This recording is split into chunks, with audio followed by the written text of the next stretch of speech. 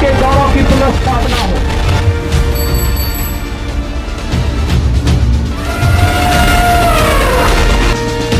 जब वोट करने का मौका आता है तो बदलाव लाने का मौका होता है।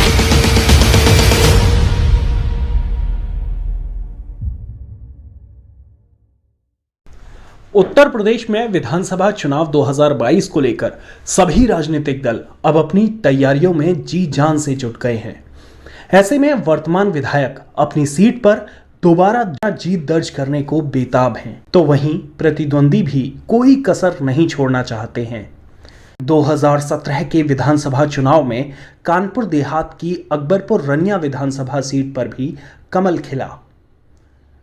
अकबरपुर रनिया विधानसभा सीट का गठन 2012 के परिसीमन के बाद हुआ था। इससे पहले ये सीट सरवनखेड़ा विधानसभा में शामिल थी। ये विधानसभा सीट दलित मतदाता बाहुल्य है। यहां पहली बार चुनाव में समाजवादी पार्टी से रामस्वरूप सिंह ने जीत दर्ज की।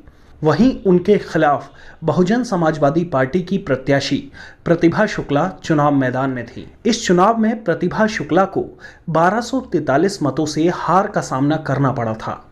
वहीं बीजेपी तीसरे स्थान पर रही थी।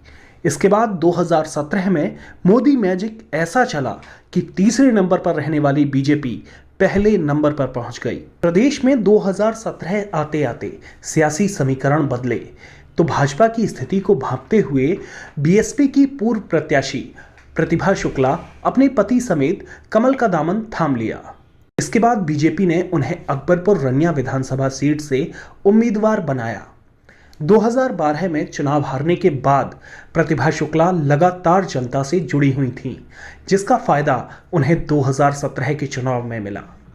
इस बार उनके खिलाफ सपा से नीरज सिंह चुनाव लड़ रहे थे, लेकिन समाजवादी पार्टी से जनता की नाराजगी का खामियाजा उन्हें भुगतना पड़ा और प्रतिभा शुक्ला ने मैदान मार लिया। वहीं चुनाव में बीएसपी के प्रत्याशी सतीश शुक्ला तीसरे स्थान पर रहे। प्रतिभा शुक्ला को 87,438 वोट तो नीरज सिंह को 58,701 वोट मिले। उन्होंने नीरज सिंह को 28,737 मतों से बड़ी शिकस्त दी।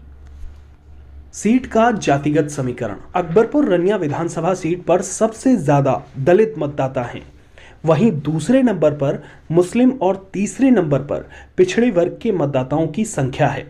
यहां ब्राह्मण वोटरों की संख्या भी निर्णायक है, जिसके चलते जीत में ये जातियां अलग अलग भूमिका अदा करती हैं।